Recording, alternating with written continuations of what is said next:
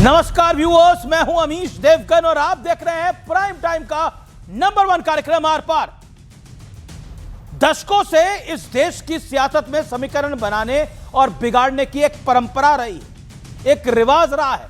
किसने मुस्लिम यादव का समीकरण बनाया तो किसी ने मुस्लिम प्लस दलित। लेकिन क्या वोट बैंक वाली इस सियासत में ओवैसी ने पूरे विपक्ष का खेल बिगाड़ दिया है या फिर कहें तो खराब कर दिया है? क्योंकि बिहार से शुरू हुआ यह सियासी खेल महाराष्ट्र के निकाय चुनाव तक पहुंच गया और यह साफ दिख रहा है कि ओवैसी विपक्ष की हर पार्टी की एक बड़ी टेंशन बढ़ा रहे हैं।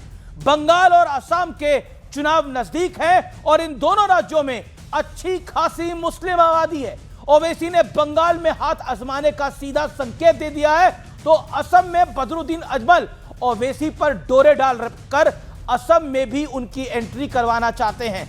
इसी बीच अखिलेश यादव की पार्टी ने भी ओवैसी के साथ हाथ मिलाने का एक बड़ा इशारा कर दिया है क्योंकि 2027 में यूपी में भी चुनाव होना है। सवाल है कि क्या एआईएमआईएम मुस्लिम वोटर्स की पहली पसंद बनती जा रही है और वही निर्णायक होती है। और आज मैं तथ्यों के साथ इस पर एक बड़ी चर्चा करूंगा, बड़ी पॉलिटिकल डिबेट करूंगा।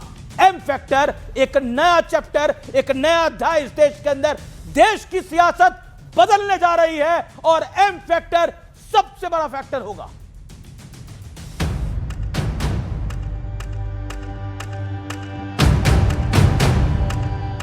एक हिजाब पहनने वाली बेटी इस देश की वजीर आजम बनेगी।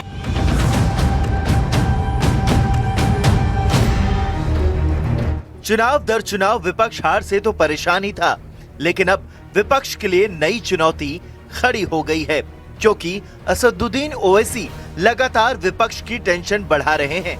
बिहार के चुनाव में ओवैसी सियासी तौर पर कांग्रेस के गले तक पहुंच चुके हैं और महाराष्ट्र निकाय चुनाव में तो ओवैसी ने उद्धव गुट, कांग्रेस, शरद पवार गुट सबको सख्ते में डाल दिया। इसके बाद वो लगातार हिजाबन पीएम की आवाज बुलंद कर रहे हैं। मैं शुरू से इस बात को कह रहा हूं, मेरा ख्वाब है कि एक दिन इस देश की प्रधानमंत्री हिजाब पहनने वाली लड़की होनी चाहिए। अगर ये मैं बोल रहा हूं तो इसमें कौन सा गुनाह है? क्या हम ख्वाब नहीं देख सकते? ओवैसी जो ख्वाब देख रहे हैं उसने विपक्ष के वोट बैंक वाला गुणागणित बिगाड़ दिया है। आलम यह है कि ओवैसी को लगातार कोसने वाली समाजवादी पार्टी भी अब ओवैसी के साथ जाने का संकेत दे रही है। ये क्या एमआईएम को भी चाहेंगे आप लोग कि आप लोग के साथ गठबंधन? मैंने कहा तो आपसे कि पूरी समाजवादी पार्टी भारतीय जनता पार्टी को सबको साथ लेकर हराने में लगी है और पीडीए की लड़ाई में जो आएगा उसका स्वागत किया जाएगा। पहले आप हमें घर बुलाते हैं मीडिया में बयान जारी करके और उसके बाद में जब हम आपके घर जाते हैं तो आप हमें बेइज्जत करते हैं, हमें जलील करते हैं। आप हमारे मुंह पर अपना दरवाजा बंद कर देते हैं, दरवाजा ही नहीं खोलते। वैसे टेंशन वाली बात ममता दीदी और असम में कांग्रेस को भी बढ़ने वाली है क्योंकि ओवैसी ने बंगाल चुनाव लड़ने का इशारा कर दिया है और बंगाल में मुस्लिम आबादी 27% से ज्यादा है। उधर असम में कांग्रेस के एआईडीयूएफ से किनारा करने के बाद बदरुद्दीन अजमल अब असदुद्दीन ओवैसी से गठबंधन का प्रयास कर रहे हैं क्योंकि वहां भी अच्छी खासी मुस्लिम आबादी है। तो आज सबसे बड़ा सवाल है कि क्या विपक्ष के वोट बैंक वाले समीकरण पर और डेंट लगने वाला है? इसी पर आज होगी देश की सबसे बड़ी डिबेट, एम फैक्टर नया चैप्टर। और अब वक्त है आर पार के सुप्रसिद्ध विश्लेषण का। ये नजर डाल लेते हैं, ये बड़ा फैक्टर है, देश की राजनीति क्या बदलने जा रही है। एम फैक्टर के नए चैप्टर का विश्लेषण। फैक्ट नंबर 1, बिहार में एआईएमआईएम 29 सीटों पर लड़ी, 5 जीती, जबकि कांग्रेस 61 सीटों पर लड़ी और सिर्फ जीती 6, यानी कांग्रेस से बड़ी ताकत बन के उभरी। बिहार में एआईएमआईएम 2 सीटों पर दूसरे स्थान पर और 12 सीटों पर तीसरे स्थान पर रही। फैक्ट नंबर 2 जो कि बहुत महत्वपूर्ण है, बीएमसी चुनाव में ओवैसी की पार्टी एमएनएस, एनसीपी और शरद गुट पर बहुत भारी पड़ गई।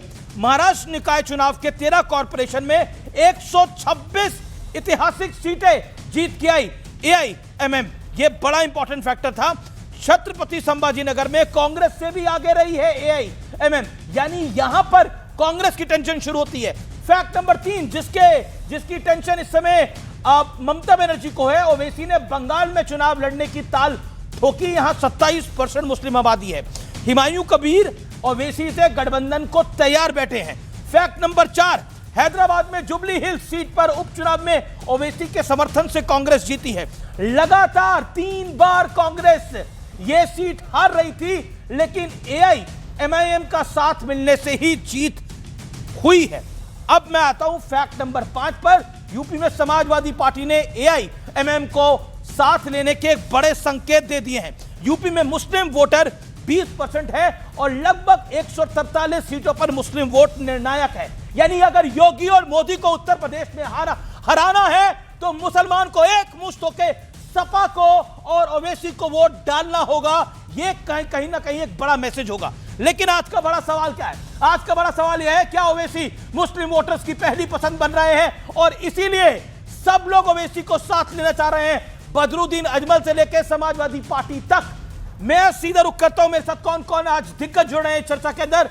गौरव भाटिया मेरे साथ है, भारतीय जनता पार्टी के प्रवक्ता, सीनियर एडवोकेट हैं, सुप्रीम कोर्ट के। आनंद दुबे मेरे साथ जुड़ रहे हैं, जो कि हरजाना भुगत के आए हैं मुंबई के अंदर उबाटा शिवसेना के, और हरजाना भुगता है इन्होंने जिस तरह से सपा और एआईएमएम ने वहां पे तूफानी चुनाव लड़ा है, और खासतौर पर एआईएमएम ने। और आज तो भगवा वस्त्र धारण करे हुए हैं, साथ ही साथ गेरुआ माला भी है। ओके, मेरे साथ विवेक श्रीवास्तव हैं, वरिष्ठ नेता लेफ्ट के। अमीक जमाई साहब हैं मेरे साथ, प्रवक्ता समाजवादी पार्टी के। आप तमाम लोगों का अभिनंदन है।